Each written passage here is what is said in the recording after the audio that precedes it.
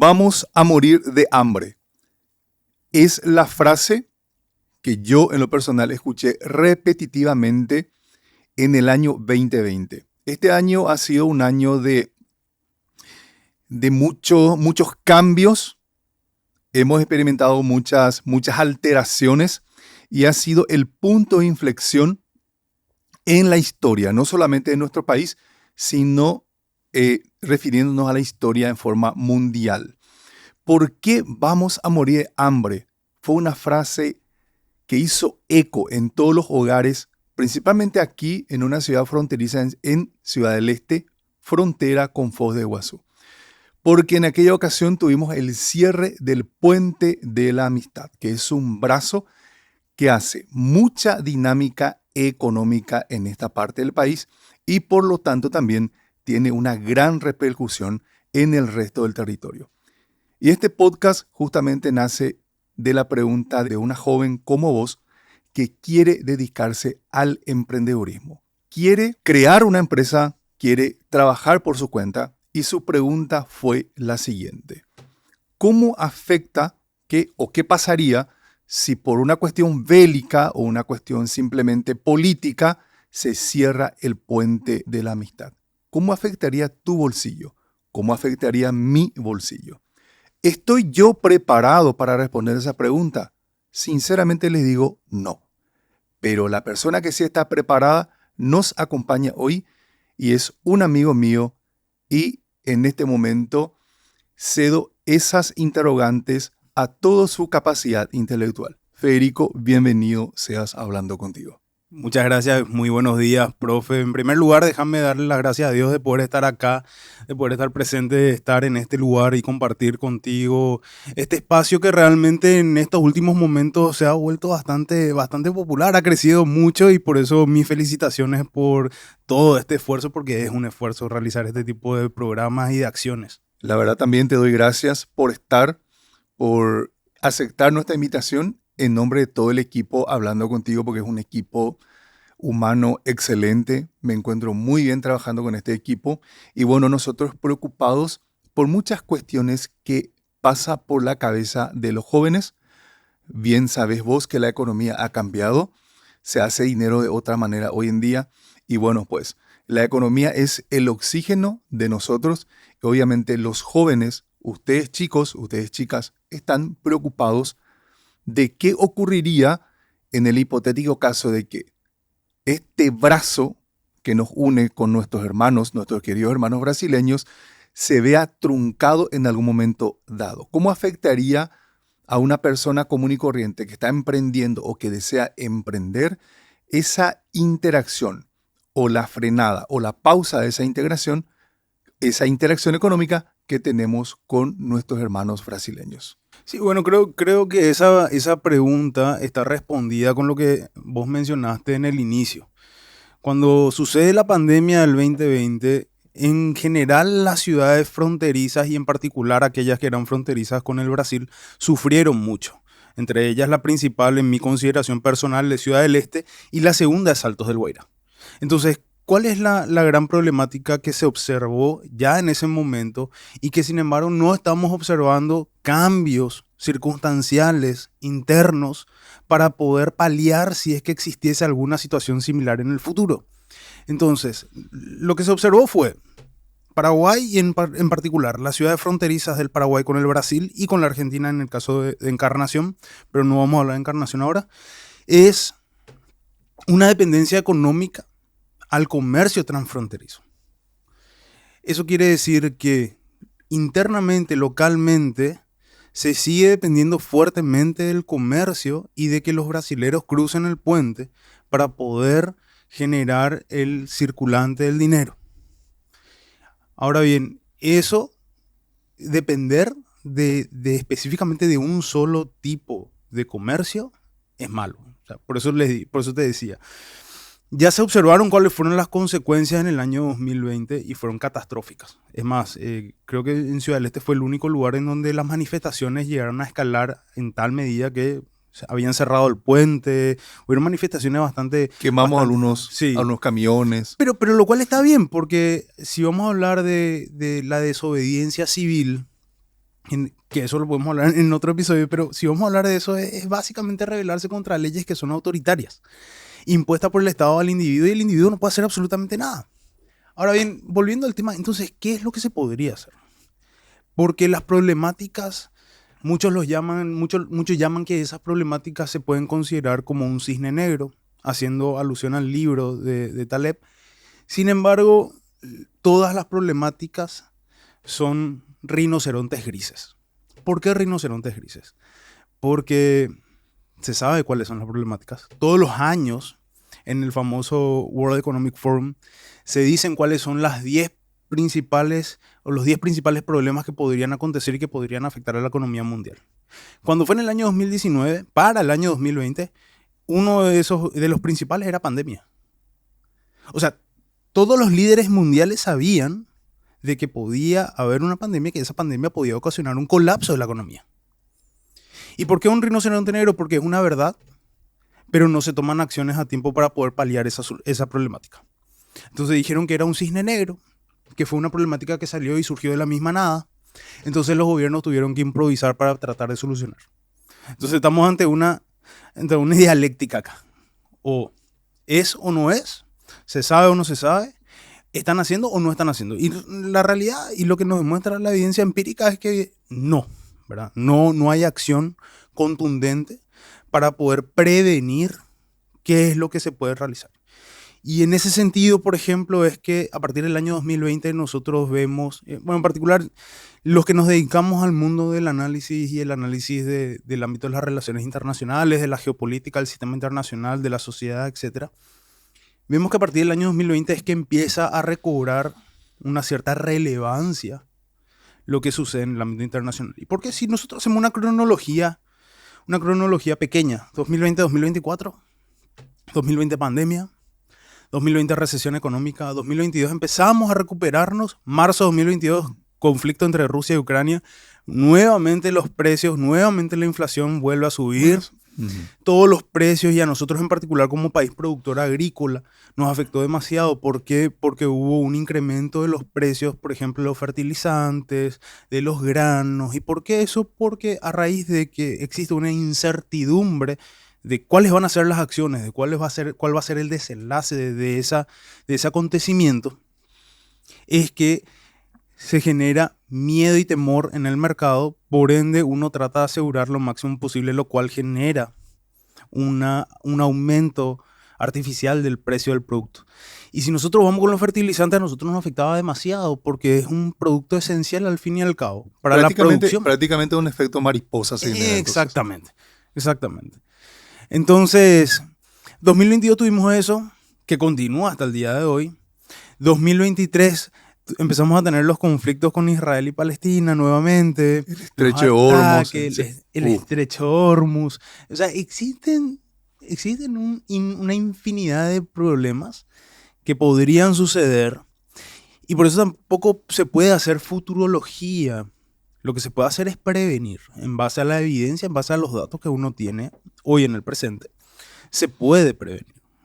Ahora bien, si volvemos a esa pregunta y ya tenemos toda esta evidencia, lo que se debería preguntar es ¿qué están haciendo los gobiernos?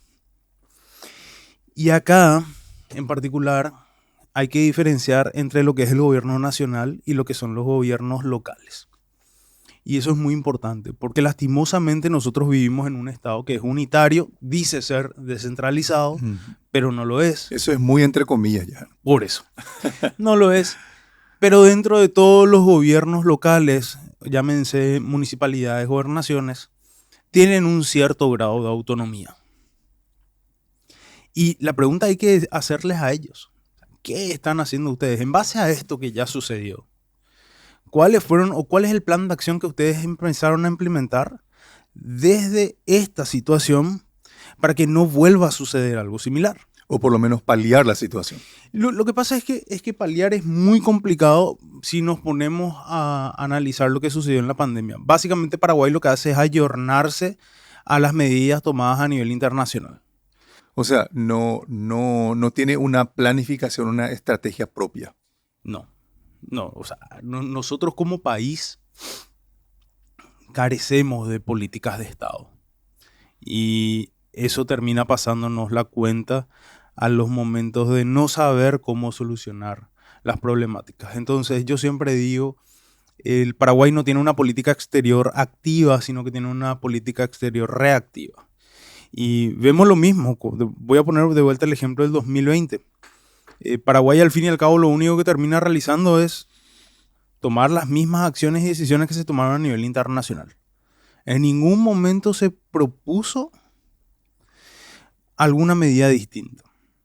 No se hicieron análisis independientes, no se hicieron investigaciones pertinentes. Se podía haber implementado la cuarentena en su momento, en la cuarentena total que duraba hasta el 25 de mayo, era que duró. Pero en ese tiempo se deberían haber hecho acciones reales, tangibles y efectivas. Sin embargo, no. O sea, seguimos el mismo camino que se seguía en el ámbito internacional, la economía colapsa. Entramos sucede algo que nunca había sucedido en la historia, nunca. Era básicamente ponerle un palo a una rueda que venía girando constantemente desde la revolución industrial. Y no es que antes no tuvimos pandemia, porque sí tuvimos pandemia.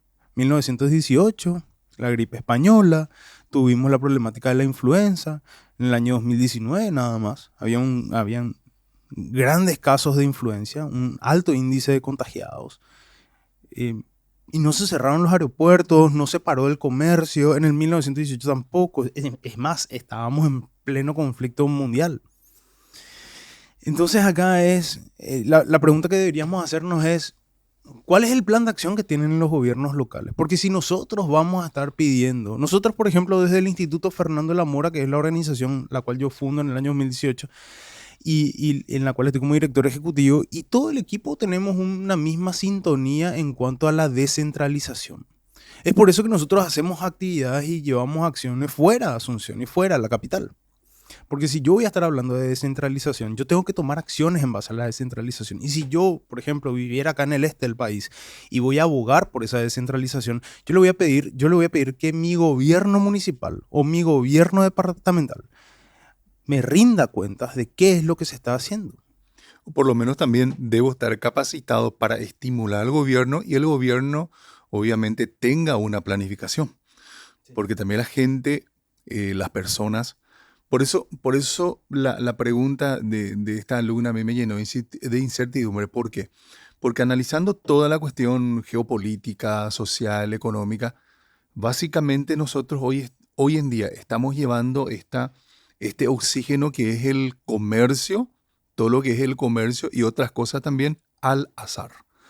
Y eso empezó a preocuparnos. Y mira, esta conversación surgió, te conté antes, previamente al iniciar el podcast, de chicos de 15 años que hoy en día están preocupados y dicen, bueno, está bien, yo mañana quiero abrir un negocio. Yo sé que la sangre viene de otra ciudad. Los hermanos brasileños cruzan, hacen la compra, hay un movimiento de divisa, esa plata entra en Ciudad del Este, se moviliza, de ahí se paga, qué sé yo, la electricidad, la cuota del colegio del chico, todo lo que es nuestra alimentación, vestimenta, todo eso. Entonces, como una persona joven, básicamente entonces lo que estamos diciendo es que no se puede tomar ningún tipo de prevención. Se puede, profe, se puede.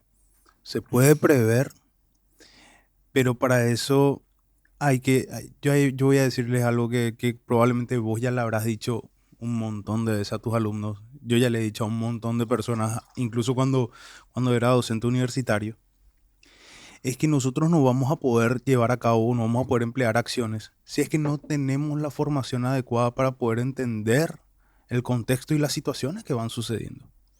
Yo puedo prever, yo te puedo trazar un plan de previsibilidad tomando en consideración qué es lo que está sucediendo hoy en día en el mundo. Yo te puedo trazar un plan, pero soy yo. Entonces, un chico, por supuesto, es escuchando este podcast, por ejemplo, estudiando, leyendo, interesándose por las cuestiones internacionales. ¿Por qué? Porque si nosotros vamos a hablar del contexto geopolítico y si nosotros vamos a hablar del contexto en particular de Ciudad del Este, más todavía tomando en consideración que ellos son conscientes de ese grado de dependencia del brasileño. Entonces, ¿qué es lo que vamos a tener que nosotros analizar? Bueno, hoy en día esta es la situación. La situación actual es que Ciudad del Este es dependiente de Foz de Iguazú. En un 80-85% puede ser más, menos, no importa la cantidad. ¿Qué pasaría si, o qué va a pasar? ¿Cuál, por ejemplo, debería ser la pregunta que hoy en día esa persona se tendría que estar preguntando? Es, ¿cómo nos va a afectar a nosotros el día que se termina de realizar la concesión para el cobro de peajes en el Puente de la Amistad? Porque esa es una acción. Cuando nosotros analizamos el contexto geopolítico y en particular la geopolítica de las fronteras, nosotros lo que analizamos es de qué medida las acciones emprendidas utilizando el poder dentro de mis fronteras va a terminar afectando al vecino. Si nosotros nos ponemos a analizar de qué forma el establecer peaje para cruzar la frontera va a afectar al flujo de gente que va y viene, y si nos ponemos unos plazos de tiempo y decimos, bueno, a ver, desde la implementación analicemos los primeros 3 meses, y si en los primeros 3 meses en comparación al año pasado en esos mismos 3 meses vemos que hubo una baja, entonces una de las razones o una de las posibles razones tuvo que ver con esta implementación política que nos termina afectando en la parte económica. Y es a partir de ahí que se van también trazando acciones. Por eso es muy dinámico, porque el mundo internacional es muy dinámico, no es estático, cambia constantemente, porque al fin y al cabo las decisiones que se implementan son decisiones que se basan en la acción humana, y la acción humana es imprevisible, porque nosotros no somos Dios para poder conocer, y esto decía el padre Pedro de Covarrubias, solamente Dios puede saber todos los pensamientos que tienen las personas en su cabeza. ¿Por qué le cito a un sacerdote? Porque era parte de la escolástica española que va cambiando la percepción con relación a los intereses, al valor, a cómo las personas dan el valor a los bienes, a los servicios. Entonces, es una pregunta tan linda, pero la manera de solucionar no solamente va a ser accionando posterior a acontecimientos que nos afectan, sino es, hoy en día nosotros ya tenemos la noticia de que Brasil pretende concesionar para el peaje. Sí. Se tiene De esa hecho, noticia. yo me enteré esta semana nomás. Sí. Ya tenemos esa noticia. ¿Cómo nos va a afectar eso? Todavía no sabemos. La municipalidad ya emitió algún comunicado. No que yo sepa. La gobernación ya emitió algún comunicado. ¿Cuál va a ser la forma de paliar esa problemática? Porque va a ser una problemática. Ahora, también hay ciertas cuestiones que se han aprobado este año. No me acuerdo muy bien el número de la ley, pero básicamente es una tarjeta vecinal fronteriza que se emite en la Dirección de Migraciones. ¿Qué establece la ley? La ley establece que los ciudadanos que habiten y moren en las ciudades fronterizas pueden gestionar sin costo una tarjeta vecinal fronteriza. Puede ser que en el nombre me esté equivocando, pero no en el concepto. En donde el trato para las personas que habitan en las ciudades fronterizas va a ser diferencial con relación al resto de la población del país. Por ejemplo, yo vivo en Luque. Yo no podría tener el mismo beneficio que una persona que vive en Ciudad del Este. Sí, eso generaría otro conflicto. No necesariamente porque el flujo interno de la capital o de las ciudades circundantes a la capital a Ciudad del Este, me atrevería a decir que es menor al flujo diario entre esteños y personas de Foz de Iguazú, conocer su gentilicio, y personas de Foz de Iguazú.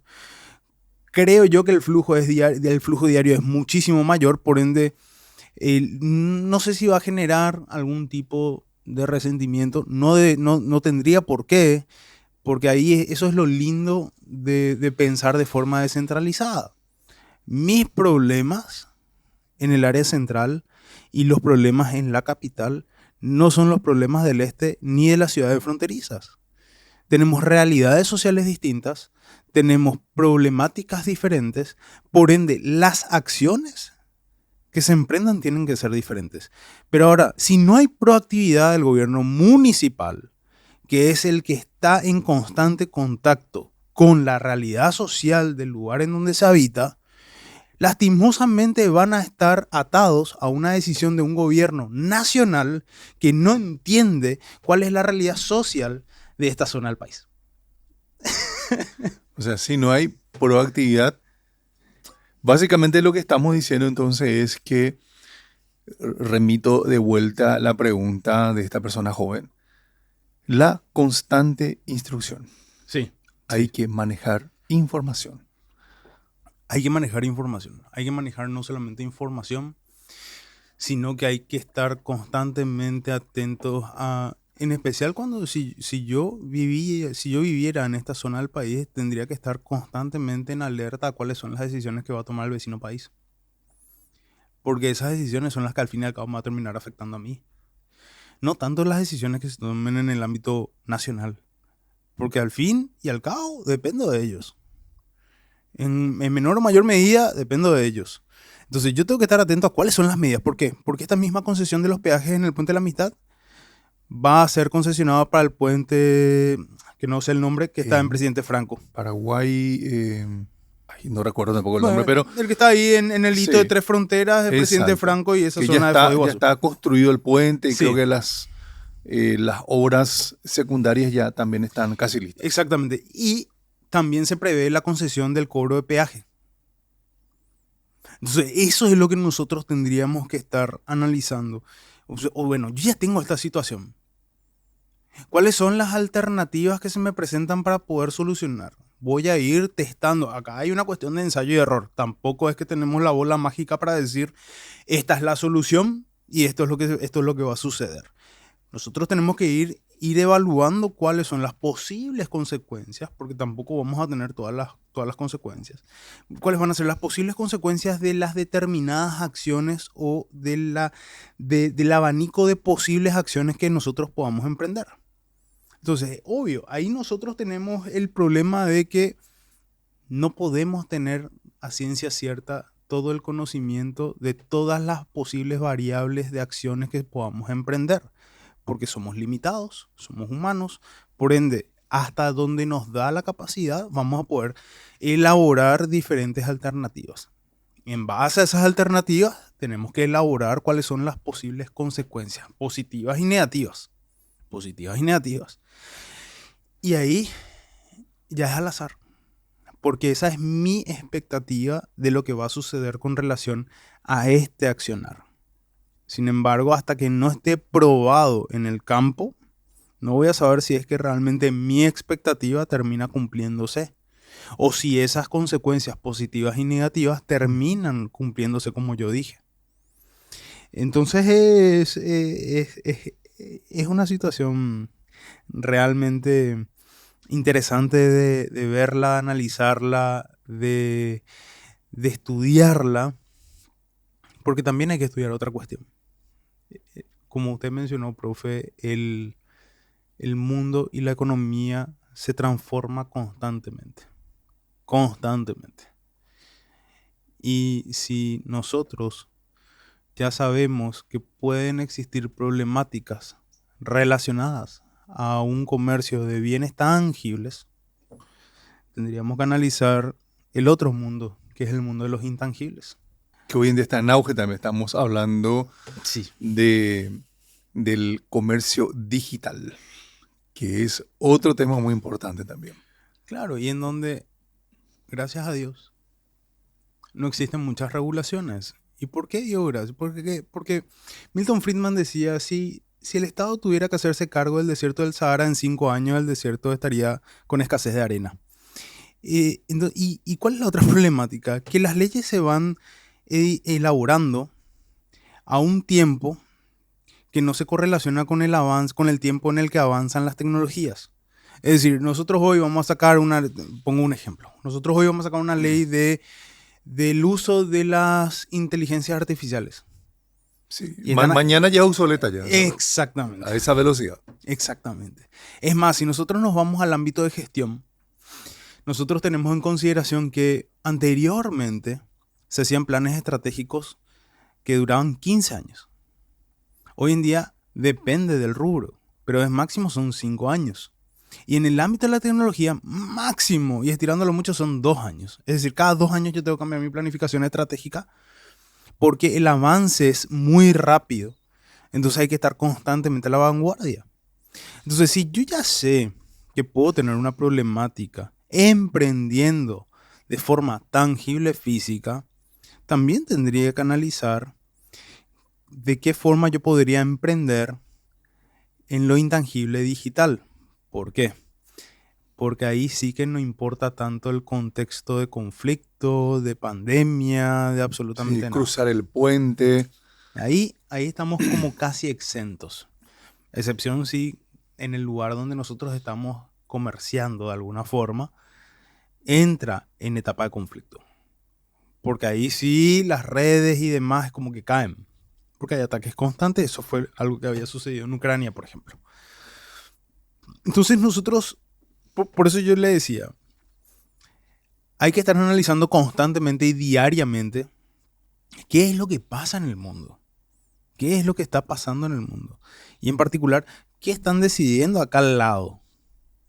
Eso es lo primordial. Eso es lo primero que yo le diría a esta persona es, bueno, a ver, ya sabemos que esto es algo que puede suceder.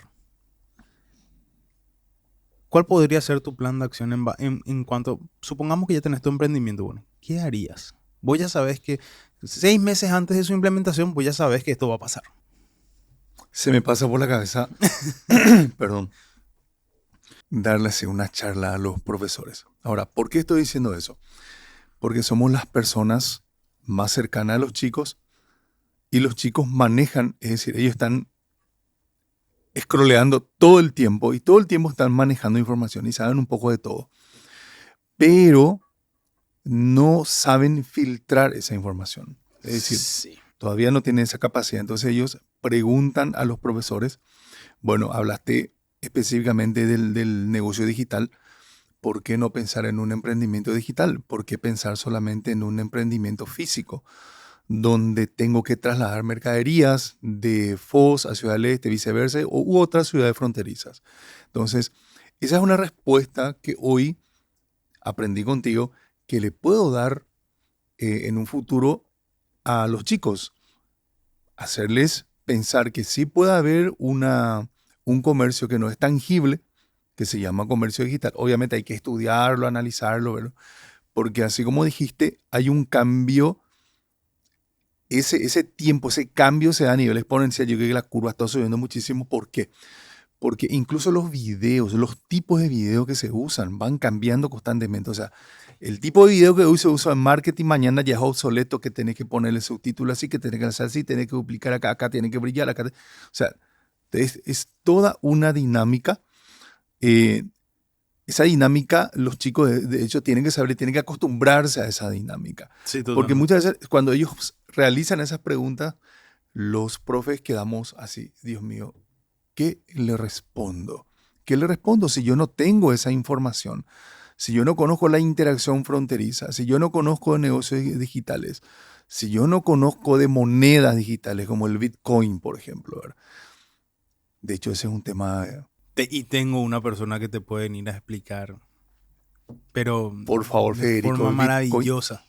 Mira, todos los videos que ya vi, que escuché, que leí, que, bueno, tengo una vaga idea, pero objetivamente no conozco, así no sé la técnica, cómo se genera, si hay un ecosistema, un ambiente nuevo, no sé, un mundo virtual que se va a levantar ahí, va a haber edificios virtuales, no, bueno, es un poquito complejo para No, y mí. por eso, profe, ahí le vamos a traer a Néstor Irala, que es nuestro director de proyectos en el instituto, y es una persona con un vasto conocimiento en toda esta cuestión relacionada no solamente al Bitcoin, sino al blockchain también, Blockchain, ahí está.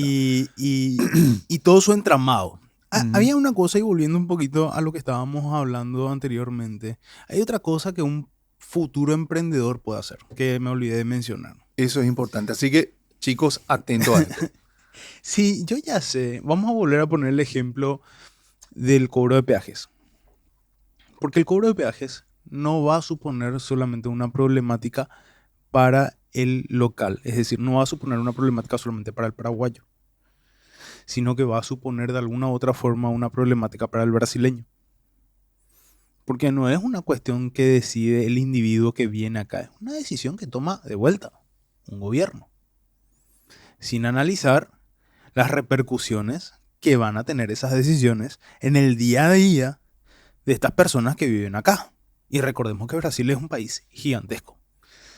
Entonces, un futuro emprendedor lo que debería hacer es analizar el contexto, no solamente desde el punto de vista nacional, sino, a ver, el brasileño va a tener X, Y, Z problemática. Por ende se crean X, Y, Z necesidad. ¿De qué forma yo, que todavía no estoy emprendiendo con algo, de qué forma yo puedo subsanar? ¿Puedo subsanar? Es decir, acá hay que ser muy honestos a la hora de hacer los análisis. Y decir, ¿por qué digo esto? Porque generalmente tendemos a soñar y no bajar el sueño a acciones concretas que puedan emprenderse en base a un análisis honesto y sincero. Porque yo puedo decir también, no, yo puedo solucionar todo, no, mentira. O sea, ¿cuál es mi realidad? ¿Cuáles son mis ventajas y cuáles son mis limitaciones? En base a todo eso es que yo voy a poder saber si voy a poder subsanar o voy a poder cubrir esa necesidad generada artificialmente por el gobierno, pero que yo lo puedo volver a solucionar a través de acciones individuales en base al mercado. Entonces, por eso, profe, acá estamos hablando de un sinfín de... Resumiendo, debo tener la capacidad. Yo creo que esa es... nosotros le llamamos criterio de evaluación. Cuando vamos a desarrollar un contenido, nosotros tenemos estos criterios de evaluación que en términos generales se llaman capacidades.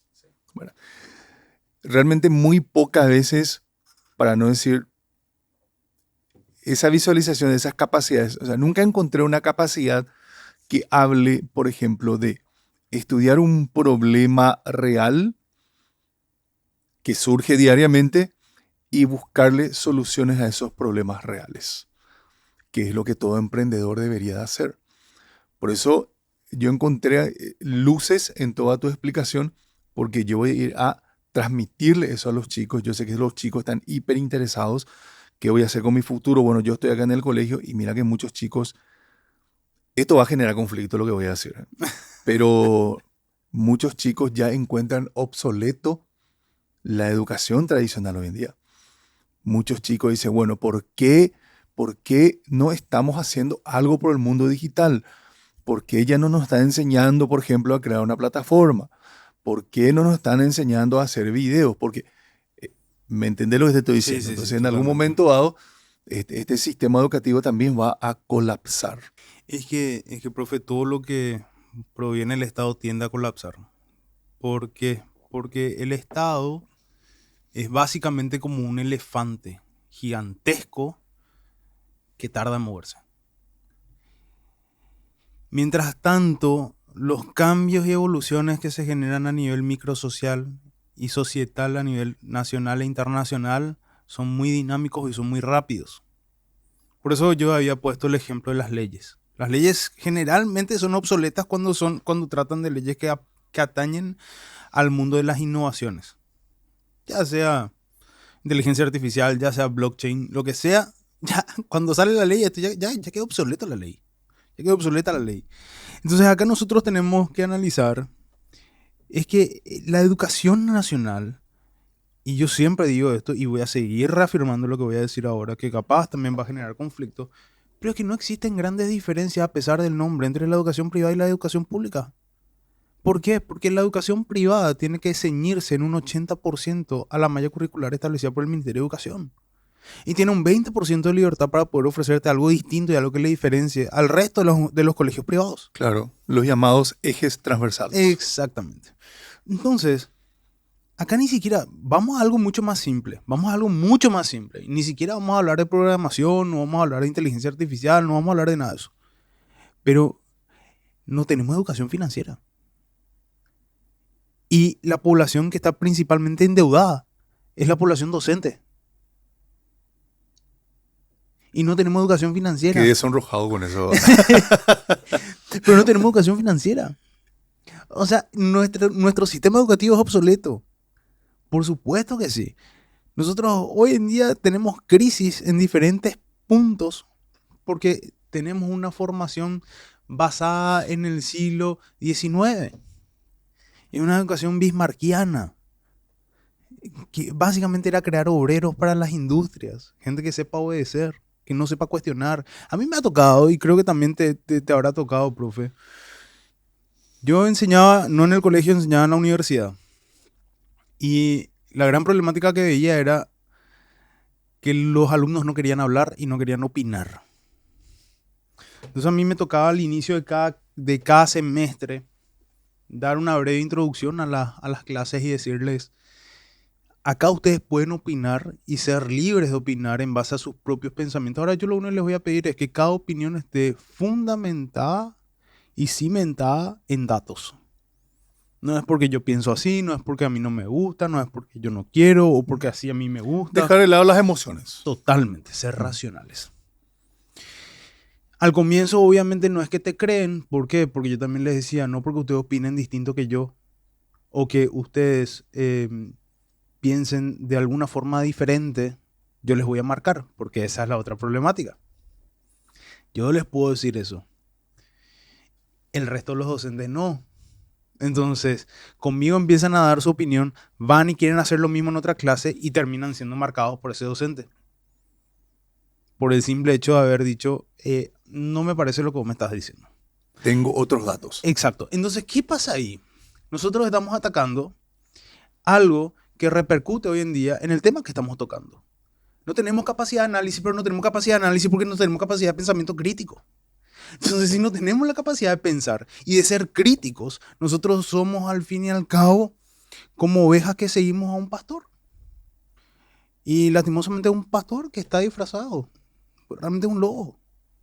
No es una persona que busca nuestro bienestar. Porque es mentira. O sea, cuando nosotros vamos a hablar de política, cuando nosotros vamos a hablar de Estado y cuando nosotros vamos a hablar de qué es obsoleto y qué es lo que realmente sirve, nos vamos a dar cuenta de que quienes siempre están mejor y quienes siempre están bien son aquellos políticos de turno. Los que dizque tienen que servirnos y tienen que buscar el bien común. Para eso buscaron la política.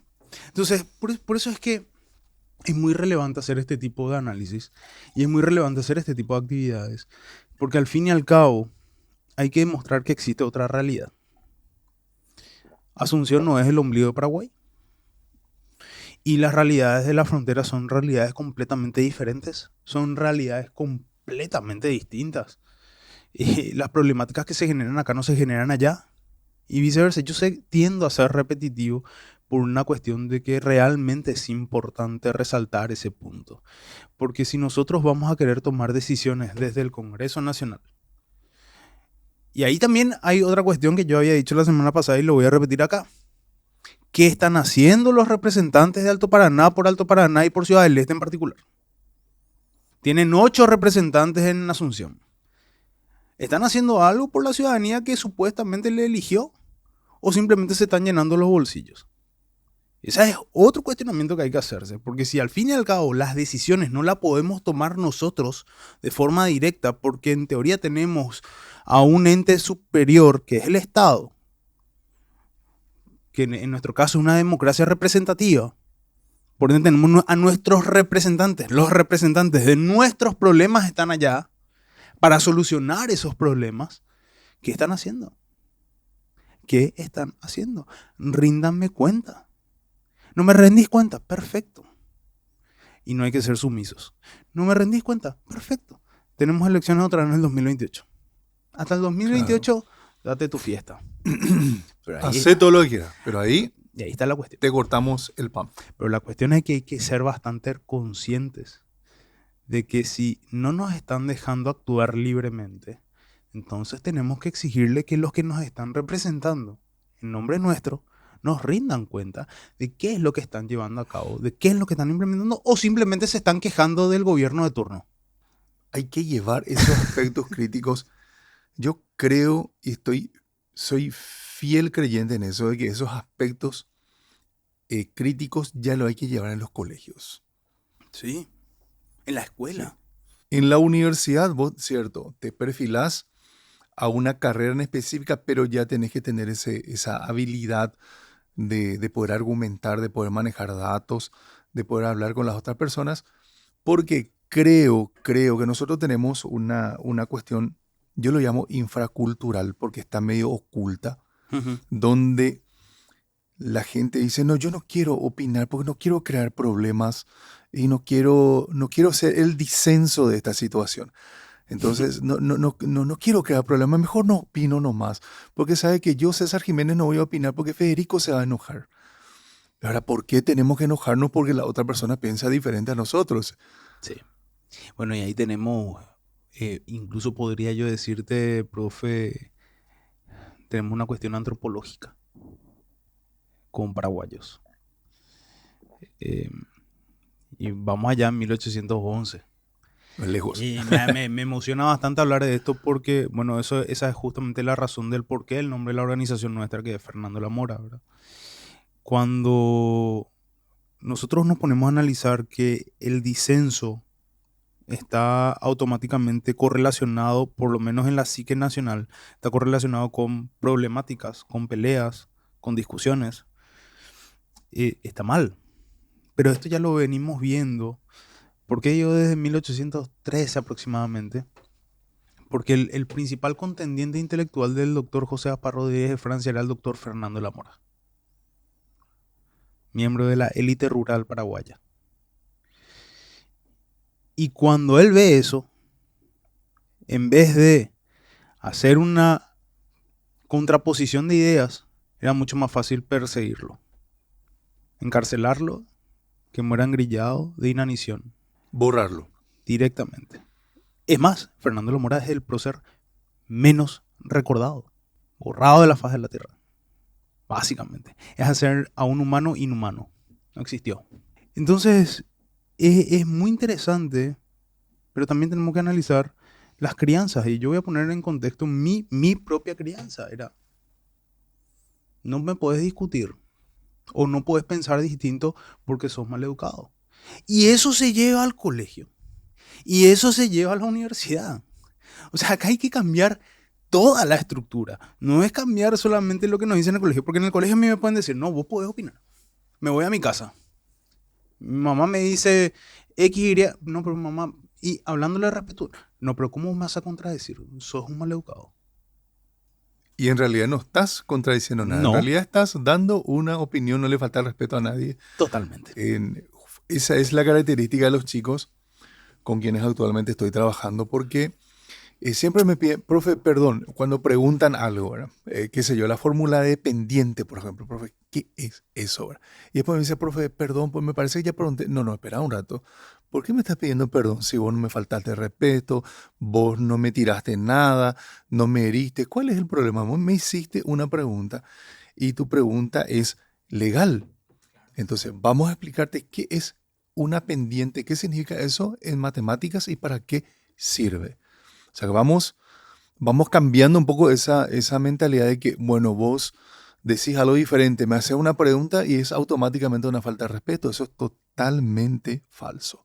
Entonces, entre mis alumnos, gracias a Dios, no existe eso. Ellos hablan, expresan su idea. Profe, mira, ¿esto por qué es así?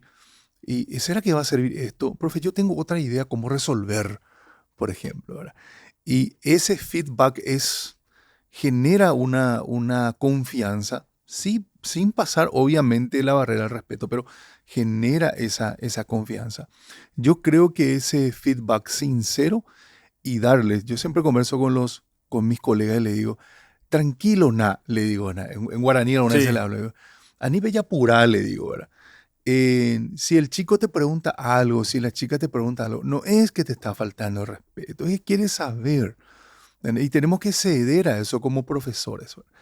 Porque supuestamente tenemos que ser los primeros democráticos. Ahora tenemos niños y niñas jóvenes que tienen distintas creencias, qué sé yo, distintos pensamientos y nosotros tenemos que aprender a convivir con ellos porque tenemos que mostrarle la verdad. Simplemente eso. Y bueno, para mí este podcast marca un antes y un después porque nace de una pregunta de una chica una chica adolescente y la primera persona en que pensé, Federico. Por eso yo estoy tremendamente agradecido contigo por estar con nosotros, por compartir toda tu sabiduría con nosotros y no queremos que sea la última vez. Ok. Hablando contigo es tu casa, este es el equipo hablando contigo y realmente en nombre de todos yo te doy las gracias de todo corazón. Y bueno, hay un saludo, ¿verdad? Que siempre nosotros hacemos en Hablando Contigo, chocamos y este es el clásico saludo de Hablando Contigo. ¿Por qué este saludo? Este saludo es cuando de repente, hola bro, se encuentran los jóvenes Sí. y ¡pah! Se saluda. Entonces este es, ¿cómo te puedo decir? Es Pues vamos a en cambiar ese honor saludo. a ellos, ¿verdad? Nosotros ya no somos tan adolescentes.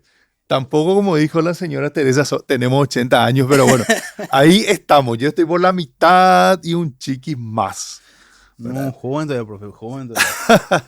Bueno, y también, aprovechando la ocasión, este es un obsequio que queremos brindarte así para que vos, no es la gran cosa, de repente tomando tu café, acá tenés un código de barra, un código QR, ¿entendés? Entonces puedes, y para visitar nuestras redes sociales, ¿verdad? Entonces este es, Federico, un obsequio para vos, es parte de Hablando Contigo. Muchas gracias, profe, Sí, muchas y gracias. para mí un gusto haber tenido tu presencia aquí, porque el objetivo principal de Hablando Contigo es acercarse cada día más a los jóvenes, porque ellos tienen que pinchar la burbuja de ese mundo de princesos y princesas, perdón por la expresión, No, totalmente. y empezar un poco a ver ya la realidad. De hecho, muchos jóvenes ya están mirando de ese lado, y bueno, y creo que este podcast le puede ayudar a ellos en eso, ¿verdad? Bueno, te cedo la palabra, por ahí tenés un último Sí, mensaje. yo me gustaría hacer Sí. un cierre con lo último que vos señalaste, profe, y tiene que ver con tu accionar. Vos no te imaginás el impacto positivo que estás generando en esta generación que está acostumbrada al silencio y a autosilenciarse. Porque realmente el poder darle un espacio y el poder darle la posibilidad de opinar y de pensar genera eso, ¿verdad? Genera que el día de mañana puedan analizar situaciones y contextos mucho más complejos sin caer en fanatismos ideológicos, así como había escuchado el podcast que hicieron con Adán, que es nuestro director regional acá en Alto Paraná y en el país en sí. Entonces, esa posibilidad que vos le estás dando a ellos es la posibilidad del pensamiento crítico, de generar pensamiento crítico y es la razón por la cual esa alumna se atrevió a hacer esa pregunta que nos llevó a elaborar este episodio. O sea, imagínate que un accionar tuyo, cuáles son las consecuencias que deriva una simple acción que es, te permito que pienses.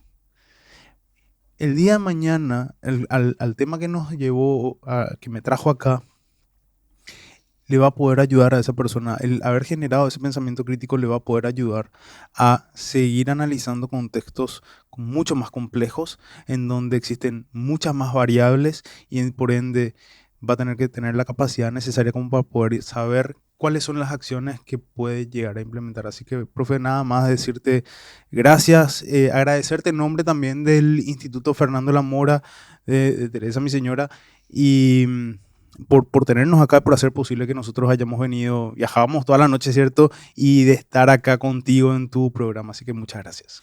No, por favor, Federico, agradezco también a tu esposa por, bueno, venir a compartir con nosotros. Siempre la señora Teresa buena onda en todo. En todo. Bueno, Adán, siempre estoy en contacto con Adán ahí discutiendo algunas cuestiones. De hecho, aprendo muchísimo con él. Y bueno, agradecer tu presencia una vez más. Gracias por cedernos tanta sabiduría y este trabajo creo que es importante. Nosotros empezamos el podcast, yo empecé con temor y temblor. Soy una persona que siempre tuvo problemas con las cámaras, por ejemplo, ¿verdad? Recuerdo que los primeros 2 episodios hicimos sin cámara. Yo le tengo un pavor a las cámaras, pero hoy en día estoy más adaptado y gracias a ustedes, chicos, ustedes saben, ustedes me dieron muchísimo ánimo para hacer el programa. Y ellos escuchaban el podcast Y me decían, profe, ¿cuándo va a haber video? ¿Y cómo que video? Sí, tenés que grabarte porque vas a salir en YouTube. Vas a tener un canal en YouTube. Bueno, tenés que hacer, vas a hacer y vas a grabarte. Y recuerdo que unos cuantos ahí empezaban a grabarme con el teléfono, yo todo transpirado, ¿verdad? Bueno, pero eso, ellos también fueron los artífices de un cambio mío de renovación mental, de hoy en día estar ante un programa.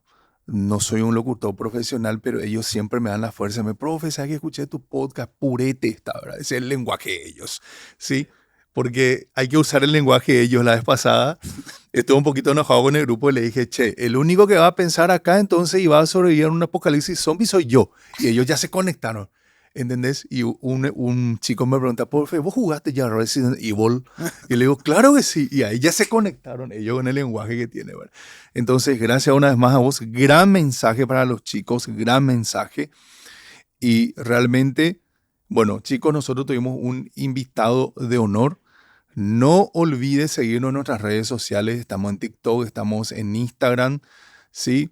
Mira, te vas directo a TikTok, haces @hablando contigo, picas ahí en el link y se va a desplegar todas nuestras redes sociales, incluso Spotify. Hay una casilla de comentarios donde vos podés enviarnos sugerencias, temas, querés venir a hacer un podcast acá con nosotros. De hecho, no sé si viste el podcast de Sofía. Sofía vino, por ejemplo, y esto es en honor a Sofía, porque vino, habló sobre la Fórmula 1 y le encanta la Fórmula 1. Entonces, es una niña espectacular. Te invito a que la veas en TikTok, es genial, conoce muchísimo de motores, todo eso. Entonces, nos da esa alegría de poder conectar también con los jóvenes. Muchas gracias, Federico. Una vez más, el último saludo, ¿sí? Y nos despedimos, chicos, de este episodio más de tu podcast Hablando Contigo con el profesor César.